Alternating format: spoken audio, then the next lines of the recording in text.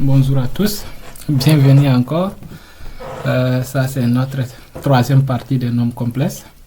Donc la deuxième partie, je vous ai montré l'exemple 1 et l'exemple 2 et je vous ai demandé de faire la correction dans les commentaires.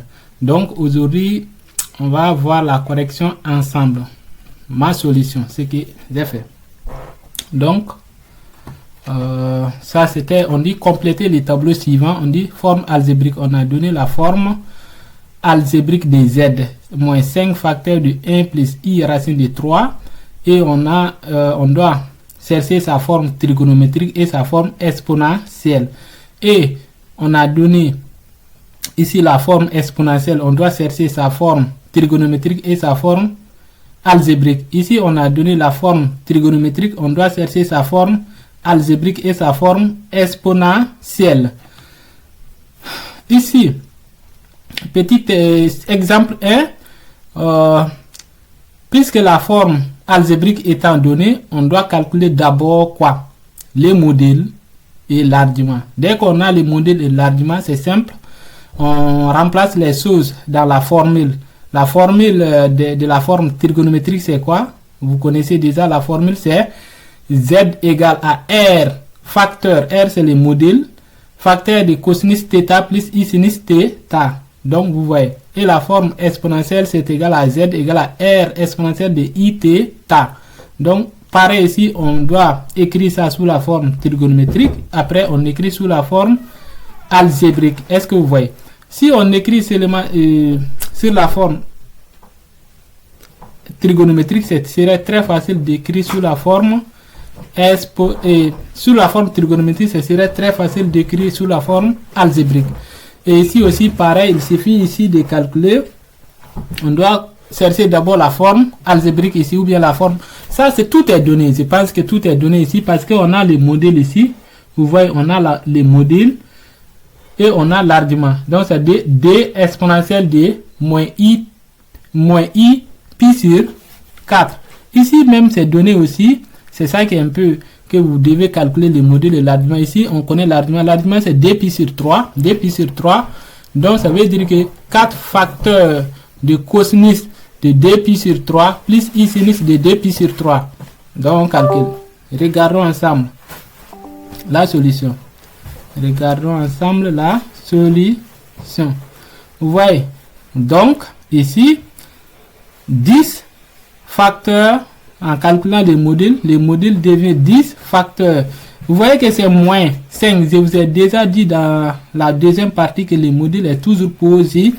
Ici, les modules c'est 10 et l'argument c'est 4pi sur 3. Et vous voyez donc on écrit directement 10 les modules fois exponentielle de i θ. I θ c'est quoi? Θ ici c'est 4pi sur 3. Ici on a juste les modules, on les connaissait, c'est 4 et on les connaissait, c'était 4. Est-ce que vous voyez les modules? Les modules ici, c'était 4. Est-ce que vous voyez? Donc, ici, l'angle θ, c'était 2pi sur 3. Et vous voyez, pareil ici. Donc, ici, c'est 2. Les modules, c'était, on avait dit 2. Mais vous voyez que, pourquoi? Ici, on a dit 2 cosinus. On a cosinus de moins pi sur cosinus de moins pi sur 4, ça donne racine de 2 sur d. Ici, on a moins sinus de pi sur 4. Alors ici, ça c'est positif, ça c'est négatif. Alors que avec la formule trigonométrie, il n'y a pas de négatif ici. C'est pourquoi on a dit c'est racine de 2. Le module, ce serait racine de 2. Vous voyez? Ok. Racine de 2. Donc, on descend, on va voir quoi? La deuxième partie solution. On dit soit les nombres complexes, soit les nombres complexes. On a Z1 et Z2, Z3. Écrit Z1, Z2 et Z3 sous forme trigonométrique. Donc, Z1, il faut d'abord calculer quoi? Si on dit d'écrire sous la forme trigonométrique, c'est obligatoire de chercher l'argument et les modules. Le module, Ici, c'est quoi? Pour chercher l'argument, il faut forcément chercher les modules. Donc, il faut commencer toujours par les modules. Donc, on calcule les modules. On a trouvé que le module, c'est racine de 2. Et cosinus θ, c'est égal à racine de 6 sur 2. Et racine de 6, on a racine de 6, c'est où? Ici, racine de 6 sur 2. Le tout sur racine de 2. On prend l'inverse. Donc, vous allez voir qu'on trouve racine de 6 sur 2, racine de 2. Alors, racine de 6, on peut le décomposer en racine de 2 fois racine de 3. Vous savez que si, par exemple, on a racine... Si on a, comment dire, si on a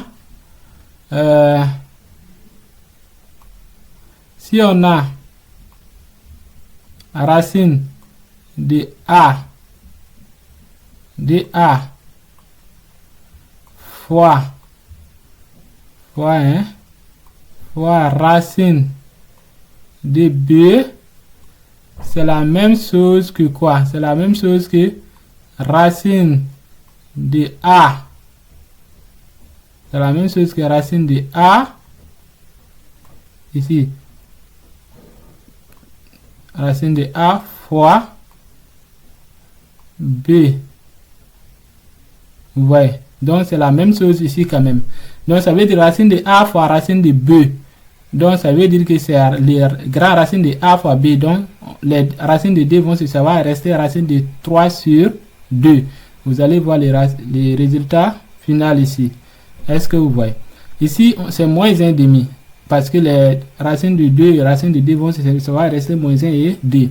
Et on a, puisque l'angle est négatif, on prend directement la négation. Ça donne moins pi sur 6. Et ici, alors Z1, on écrit module facteur de cosinus de θ plus i sinus de θ, c'est la formule. On remplace directement ici, on calcule aussi. Pareil aussi, vous voyez, argument de ZD, on calcule les modules, les modules. On cherche d'abord les modules, après on calcule l'angle, on trouve l'angle moins pi sur 4 et on les remplace avec dans la formule. Et Z3, pareil, Z1 sur 2. On dit que si on a Z1 sur Z2, ça veut dire que c'est argument de Z1 moins argument de Z2. Pareil, c'est ce qu'on va faire ici, vous voyez. On a fait, et puis on a fait. Parce que pourquoi c'est plus? Parce qu'on a moins pi sur 4, moins pi sur 4, moins, ça donne plus. C'est pourquoi c'est plus ici. Parce qu'on fait argument de Z1 moins argument de Z2. Moins fois moins, ça donne plus. C'est pourquoi c'est pi sur 4. Donc, on doit réduire au même dénominateur. Le dénominateur commun ici, c'est 12. On peut multiplier par 2, par 3, et on trouve que ça donne pi sur 12. Est-ce que vous voyez? Pi sur 12. Langue principale, langue trouvée ici. Et on a Z3, c'est ça. Écrit Z3 sous forme algébrique. On doit écrire Z3 sous forme algébrique. Donc, on a quoi? Z1 sur Z2. On ne peut pas regarder si on avait décidé d'écrire Z3 sous la forme algébrique en commençant par ça. Vous savez que c'est un problème. Le problème, c'est quoi? Le problème est qu'on ne connaît pas la mesure de pi sur 12 avec, dans les tableaux ou bien sur les cercles trigonométriques, donc c'est pas facile. Donc, alors que ici, on avait quoi? On a Z1 sur Z2, on prend directement sous forme algébrique, on prend Z1 divisé par Z2. Et vous voyez, on multiplie par l'expression conjuguée. Hein? Ici, on doit multiplier par l'expression conjuguée. Et on a trouvé ça. Ici, vous voyez, on a développé, mais on a multiplié par l'expression conjuguée. C'est pourquoi c'est 2 carré plus moins 2 carré. Donc, ça donne 8. Donc, parce que c'est 4 plus 4, ça donne 8. Et on développe les numérateurs. Et on doit obtenir forcément ça. Et si on obtient ça, on peut le dissocier. Z3 égale à ça. Égale à racine de 6 plus racine de 2 sur 4 plus i. Facteur de racine de 6 moins racine de 2 sur 4. Alors Z3, c'est ça la forme algébrique. En déduit les valeurs exactes de cosinus de pi sur 12 et sinus de pi sur 12. Regardez, si on dit d'en déduire, vous voyez que ça veut dire cosinus de pi sur 12 correspond à la partie réelle et sinus de pi sur 12 correspond à la partie imaginaire. C'est ce qu'on doit faire par identification des formes trigonométriques et algébriques, parce que avec la forme algébrique et la forme trigonométrique, les parties dont on doit égaliser la partie imaginaire et la partie réelle et la partie cosinus de pi sur 12. Donc, vous allez voir que si par exemple on fait l'égalité, cosinus de pi sur 12 correspond à ça. Et vous voyez, donc on a trouvé ça, et sinus de pi sur 12, c'est ça. C'est juste faire l'identification par des formes algébriques et trigonométriques. Et on dit de calculons Z3 à la puissance 24, comme vous savez que si par exemple la formule nous dit si on a Z, vous avez vu que le module c'est 1. Le module c'est 1. On a dit que si par exemple le module c'est Z, c'est 1, on a la forme, et Z à la puissance n, on a la formule de Moivre. Donc c'est exactement ça. On fait descendre seulement les n avec ça. Donc puisque c'est 24, ce serait Z3 à la puissance 24 cosinus de 24 pi sur 12. Comme vous voyez la formule ici, c'est exactement ce qu'on applique. Est-ce que vous voyez? Donc on dit que si on a Z à la puissance n et que le module de Z c'est 1, on écrit directement comme ça. On fait descendre les n en multipliant par les angles. C'est ce qu'on a fait ici. Donc 24 divisé par 12, vous savez que ça c'est 2. Donc on trouve. Alors cosinus de 2 pi c'est quoi? Donc cosinus de 2 pi, vous savez ça c'est 1. Alors que sinus de quoi? Sinus de 2 pi c'est 0. Donc forcément le résultat final c'est, comme on a décomposé comme ça, mais le résultat final donne 1. Est-ce que vous voyez? Le résultat final, on peut dire que c'est égal à combien? C'est égal à 1. C'est égal à 1. Donc ici on a la formule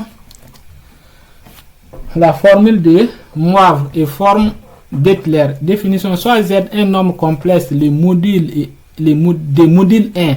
Vous savez pourquoi on a dit en haut que j'ai dit que la formule de Moivre s'applique lorsque les modules de Z c'est 1. Et d'argument θ, on appelle formule de Moivre toute écriture de Z se ramenant sous la forme Z à la puissance n égale à cosinus de n θ plus i sinus n θ avec un élément de grand N.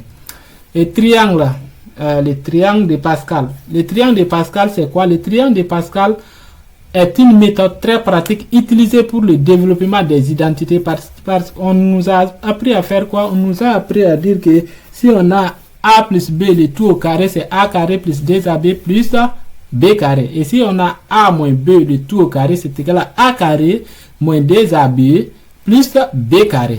Elle se présente comme si, vous voyez que si par exemple on passe jusqu'à a plus b à la puissance de 2025 ou bien 2030 comme ça, vous savez que c'est beaucoup. Si on a avec des nombres complexes, ce serait facile comme on a fait avec z à la puissance 24. Mais vous voyez le triangle de Pascal, c'est quoi? C'est pour n égale à 0. Et ils ont commencé ici pour n égale à 2. Normal, pour n égale à 0, on a 1. Pour n égale à 1, on a 1. Est-ce que vous voyez?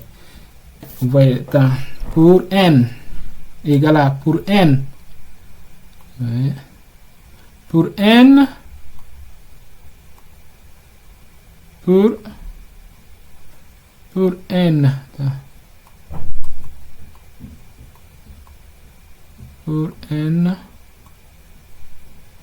pour n égale à 0, on a 1. Pour n égale à 1, on a 1. Pour n égale à 2, on a 1. On écrit 1, on a 1. 1 plus 1, ça donne 2. C'est ce qu'on fait comme ça. 2. Et 1, c'est comme si on écrit les chiffres de début et on fait la somme, ça donne 2. Et on écrit les chiffres de fin.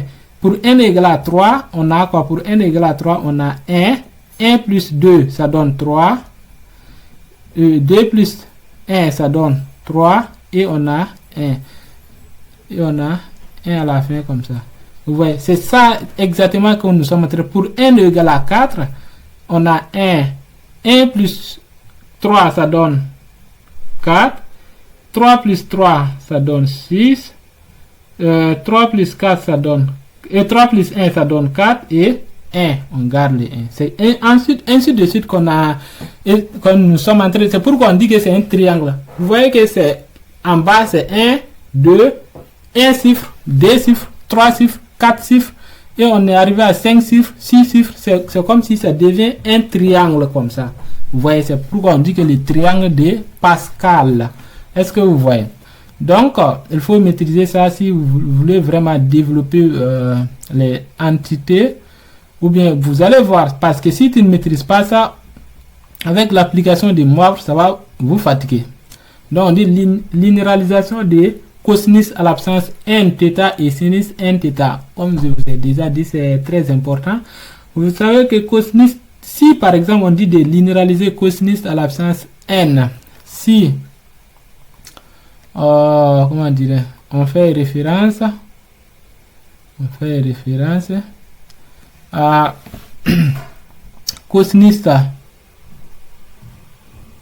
n-θ, vous voyez l'écriture, ça quoi, c'est z à l'absence z plus z bar à l'absence n, le tout c'est d à l'absence n. Bon, avec les exponentielles c'est la même chose, vous voyez, c'est la même chose. C'est juste ça correspond à la partie réelle du complexe. Est-ce que vous voyez? Donc on va voir des exemples, vous allez comprendre. C'est les formules qu'on utilise. Là, ça c'est, on peut écrire sous forme de z, en fonction de z plutôt. On peut écrire en fonction de z. Et on peut écrire en fonction d'exponentielle, comme on peut l'écrire en fonction de x, y, comme on peut l'écrire en fonction de a et b. C'est juste que ça c'est une notation, il faut comprendre. Dans les formules, c'est quoi? Ce sont des variables, on peut les remplacer par d'autres variables si on veut vraiment. Est-ce que vous comprenez? On dit regrouper 2 à 2 les termes d'exposants opposés et exprimer chacun d'eux en fonction des termes de la forme cosinus kn, cosinus kx et cosinus et sinus kx. Ça veut dire, on peut dire cosinus de nx et sinus de nx. Ça veut dire que regardez, comment dire, les cas c'est élément de z. Les cas c'est un nombre relatif. Donc comme vous allez voir, parce que si par exemple on a cosinus à l'absence 3, donc on veut linéariser, ça veut dire qu'on veut se ramener sous forme de linéaire, ça veut dire qu'on ne veut pas les puissances, on doit faire disparaître les puissances au fait. Exemple, en utilisant les formules de Moivre et d'Étler, linéariser les expressions suivantes. On dit ax cosinus x au carré, cosinus x au cube, bx sinus x au cube et cosinus cx est égal à cosinus 5 l'absence 5 sur x et x sur 2 et cosinus x à l'absence 3 fois sinus x à l'absence 3. On va voir. La solution c'est quoi? Vous voyez, on pose. Nous on a posé que x est le θ, c'est pas grave. Si tu ne poses pas x égal à θ, tu peux le faire. Juste, je vous ai dit que c'est juste la formule. Vous voyez, donc on a écrit la formule en fonction de z. Vous voyez, z plus z bar sur 2 à l'absence cube. À l'absence 3 au fait, à l'absence 3. Donc z plus z bar, le tout au cube, le tout à l'absence 3, c'est la même chose que d au cube. Alors que d au cube c'est 8. On a écrit 8. Donc on développe comme vous avez vu. Vous voyez les coefficients. La formule de Moivre permet de déterminer ces coefficients là. Ça ce sont les coefficients. Si on a à l'absence, comment dire, à l'absence 3, vous voyez les coefficients. On a 1, 2, 3. Et on a 1, 3, 3, 1. Est-ce que vous voyez? C'est ça ici qu'on va utiliser. Vous allez voir qu'en développant, on a les coefficients, c'est 1, x et z à l'absence 3, plus 3, z carré, z bar.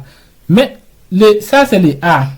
C'est pas... Ça, c'est les a, c'est les a qui augmentent et les b. C'est les a qui diminuent et les b. Et c'est les a qui augmentent autant pour moi. Z plus z bar, c'est d. Le tout à l'absence 3, ça veut dire quoi? Ici, les z, la puissance des z diminue et l'absence des z bar augmente. Comme vous voyez, comme z à l'absence cube plus 3z carré et z bar. Ça veut dire que z bar était ici à l'absence 0. Z, un nombre, tout nombre à l'absence 0, c'est 1, sauf les 0 lui-même.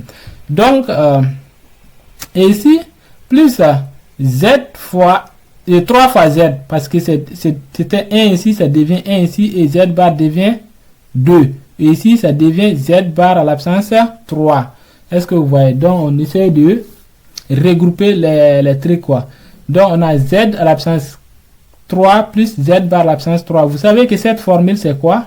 Vous allez comprendre. Si on a z au cube plus z bar au cube, ça correspond à quoi? Ok. Vous allez comprendre. Et on a regroupé ça aussi. Donc, vous voyez, en regroupant 3z carré z bar plus 3z z bar, alors qu'on nous a dit que z fois z bar, c'est quoi?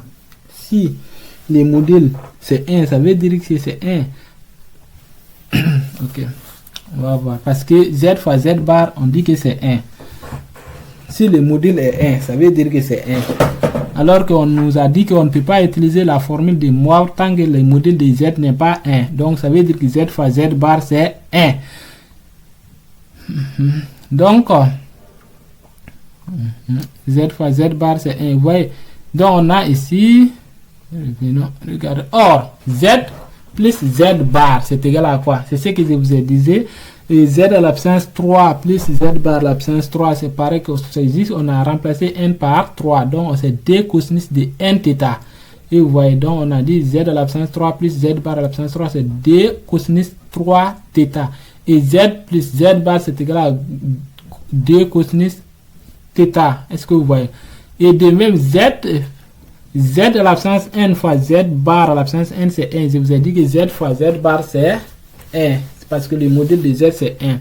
Donc, on remplace les choses par les expressions. On trouve directement 2 cosinus de 3x et 2 cosinus de 3θ plus 3 fois 2. Ça donne, normalement, c'est 6. 6 cosinus θ. Bon, comme je l'ai déjà développé ici, donc ça donne directement ça. On simplifie par... on simplifie par 2. Bon, on met 2 en facteur normal, on simplifie par 2, ça donne 1 sur 4. Donc voilà, vous voyez, ça donne 1 sur 4. Or, le x est égal, le θ est égal à x. Donc on remplace parce que en haut ici, on a posé que θ est égal à x. Donc si on trouve les résultats, il faut qu'on remplace le x par le θ. Donc, pour encadrer les résultats finaux. Vous voyez, c'est ça. Donc, très important. Et posons, ça c'est sinus, bon, ça c'est sin et b de x et sinus à l'absence qui pareil, on fait la même chose. Seulement, on a les moins et les di en bas parce que pour cosinus c'est plus et d seulement. Et pour sinus c'est moins. C'est la même méthode. Et on développe, on trouve directement on trouve exactement ça. Vous voyez, on trouve exactement ça. Vous pouvez lire. Regardez pourquoi les i. Vous voyez que si on développe, on va avoir di parce que ici, comme on a fait pour l'autre, les formules, on a les transformations, on a les i vont se simplifier. C'est pourquoi on n'a pas i dans la forme et dans les résultats finaux. Et pour les cosinus de x sur 2 à l'absence 5 là, c'est la même chose aussi. Pareil, c'est la même chose. Donc on calcule, on remplace les choses par les valeurs. Et pour ça, on calcule séparément. Tu calcules d'abord, comme on connaît les résultats de cosinus à l'absence 3 et sinus x à l'absence 3, on fait seulement les produits. On n'a pas besoin de, comment dire, normalement, on n'avait pas besoin de calculer tout ça. Donc, j'ai calculé pour que vous compreniez, on les multiplie. Donc, on a les résultats, on peut les multiplier directement et on trouve ça. Est-ce que vous voyez? Donc, si on passe aussi par le développement de ces trucs-là, donc on obtient directement ça. Si tu veux, tu peux, comme tu as les résultats de ces deux là en haut, tu peux faire les produits. Il n'y a pas un problème, tu vas trouver les mêmes résultats corrects. ici, on a l'utilisation de... Donc ça, ici, on doit... Donc ça, c'est pareil c'est pareil ici. Vous voyez, juste on a utilisé la formule de Moivre. On dit que la formule de Moivre ici, c'est juste qu'on a les exponentielles. Parce que si c'est des x ou bien des z là, ça c'est la formule de Moivre. Mais ici, on dit que c'est la formule d'Étler. Donc ça veut dire les exponentielles seulement. C'est la même chose que l'autre, juste qu'on a changé les variables seulement. Ne vous inquiétez pas, vous devez trouver les mêmes résultats. Est-ce que vous voyez? On dit de fait, tu peux reprendre jusqu'à ce que tu comprends. Hein? Ok, nous on va progresser. Donc ici, on a l'équation. On avait commencé l'équation dans l'équation du premier degré. Définition. On appelle l'équation, comme vous voyez, ça ce sont des équations du premier degré, c'est très simple. Tu as une équation du premier degré en fonction de z, tu tires seulement z et la solution est là. Je pense que ça, vous comprenez. On dit résoudre, ici, on tire z et z est là. Est-ce que vous voyez? Ce qu'on doit faire, on doit regrouper les z du même côté d'abord. On regroupe les z du même côté, donc on met z en facteur. C'est ce qu'on a fait ici. Z moins ça 1 plus di facteur de z moins facteur de i moins 1 égale à iz moins 3. Donc i plus di z moins iz, et on a déplacé les moins i facteur de i moins 1, ça devient plus, ça vient ici, et on a ces éléments du même côté et les z de l'autre côté. On met z en facteur. Si on met z en facteur, di moins 1, parce que si on met z en facteur, ça va rester 1 plus di moins i. Les i, di moins i, ça devient i plus i. Donc on divise ici, on a z, pour tirer z, on divise seulement et puis c'est tout. Hein. Bon, comme on n'aime pas, on dit de résoudre, hein, on dit de résoudre, et puis nous on ne veut pas laisser ça, sinon on pouvait écrire les résultats ici, mais c'est mieux de l'écrire sous forme algébrique. C'est ce que j'ai fait ici, en multipliant l'expression conjuguée du dénominateur. Vous voyez les résultats. Très simple, hein?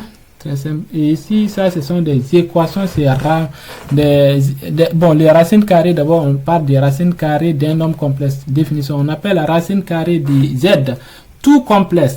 Tout nombre tout complexe, donc z égale à z carré. Donc ça c'est très simple. Si z égale à, comment dire, à 9i carré, donc z1 c'est égal à moins 3i ou zd égale à 3i. Très simple. Hein? Ici c'est la résolution du cas général. Si par exemple on a ça et que on a z carré, on doit calculer les racines carrées ou bien les racines carrées de z, il suffit de utiliser ces méthodes, parce qu'on sait que z égale à z carré, ça veut dire quoi? On doit les égaliser les deux complexes. Ça veut dire les modules de z c'est égal à les modules de petit z. Les modules bon, on calcule maintenant x plus yi, ça veut dire quoi? Ça c'est les petits z au carré, ça donne a plus i b, et on développe, en développant vous allez voir que les modules là des z là c'est égal à, on a élevé celui qui est au carré, c'est ce qui est d'ici au fait. Donc si on lève le carré, s'en va avec les modules, donc on a les modules, on égalise les modules, et ici on trouve exactement les formules qu'on peut appliquer dans tous les autres cas. Donc vous voyez, ça c'est le cas général, vous voyez, c'est le développement qui nous a donné tout ça. Il suffit d'égaliser les deux et puis on fait, on élève ça au carré, ça correspond à ça, et ça correspond aux parties imaginaires. C'est comme si on a développé, comme vous voyez très bien, c'est x plus i, le tout au carré, on développe, vous voyez, on aboutit à ces formules-là qu'on doit mémoriser, et on utilise ça chaque fois. Donc c'est pas grave, c'est pas sorcier au fait, c'est pas du tout sorcier, c'est pas du tout sorcier. Est-ce que vous voyez? C'est pas du tout sorcier, on développe et on aboutit à ça. trouvez, bon, ne vous inquiétez pas, comme je vous ai dit, si nous sommes en train de présenter des cours. Donc, abonnez-vous à la chaîne et partagez. Ce qui est sûr, quand on termine avec la leçon, on va vraiment faire des exercices. Comme j'ai causé beaucoup d'exemples, je pensais que ça vous suffit. Mais ne vous inquiétez pas, mettez dans les commentaires si ça ne vous suffit pas. Je vais proposer des exercices très compétents. Donc, des exercices exceptionnels, des exercices qui contiennent des pièces pour vous entraîner. Est-ce que vous voyez? On dit trouver les racines carrées de Z1, Z2, Z3. C'est la formule, comme je dis que c'est système. C'est ce système final là. Donc, on utilise directement, vous voyez, j'ai pris X carré moins Y, ça correspond à la partie réelle, et ça correspond à la partie imaginaire, vous voyez, et ça correspond au module directement. On trouve en effectuant 1 et 2, si on effectue, comme vous voyez, moins Y, on fait la somme, et puis ça donne 0, et puis ça résout le système, hein. Donc on effectue 1 et 2, et on obtient directement les deux. Quand on obtient X ou bien on obtient Y, premièrement, c'est simple, on remplace dans sa valeur dans le système. Vous savez, résoudre un système, je pense bien. Donc on trouve delta de 1 c'est égal à X plus Y, et delta